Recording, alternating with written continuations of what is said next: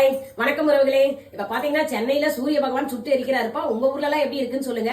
இந்த வெயில வந்து தணிக்கணும்னா நம்ம வந்து ஜில்லுன்னு தண்ணி குடிச்சிட்டே இருக்கணும். தண்ணி குடிக்க முடியலன்னா நம்ம அட்லீஸ்ட் மோராவது கலக்கி வச்சு குடிச்சிட்டே இருக்கணும்ப்பா. அப்பதான் நம்ம உடம்புக்கு குளிர்ச்சியா இருக்கும். இன்னைக்கு நம்ம வீட்டுல என்ன சமையல் பார்க்கலாம் வாங்க. இன்னைக்கு காலைல டிஃபன் பாத்தீங்கன்னா தோசைப்பா. தோசைக்கு வந்து பாத்தீங்கன்னா தக்காளி சட்னி பண்ணியிருக்கேன். தக்காளி சட்னி தோசைக்கு டிஃபனுக்கு எடுத்து வச்சுக்கலாம். மதிய லஞ்சுக்கு பாத்தீங்கன்னா சுட சுட சாதம் எடுத்து வச்சாச்சு. சாதத்துக்கு பாத்தீங்கன்னா இன்னைக்கு மிளகா கிள்ளி சாம்பார் தான் வச்சிருக்கேன். நல்லா இது மிளகா கிள்ளி போட்டு காஞ்ச மிளகா கிள்ளி போட்டு தாளிச்சு வச்சிருக்கேன். அதுக்கு பாத்தீங்கன்னா சைடிஷ் தொட்டு சாப்பிட்டு உருளைக்கிழங்கு வறுவல் பண்ணியாச்சு. அதுக்கப்புறம் பாத்தீங்கன்னா இன்னைக்கு கொஞ்சம் தயிர் சாதமும் பண்ணியிருக்கேன். ஏன்னா தயிர் இப்ப அடிக்கடி சேர்த்துக்கிறதுனால தலை தயிர் சாதமும் பண்ணியாச்சு நம்ம வீட்டுல. அது தொட்டு சாப்பிடறதுக்கு பாத்தீங்கன்னா மாங்காய் தித்திப்பு பண்ணியிருக்கேன்.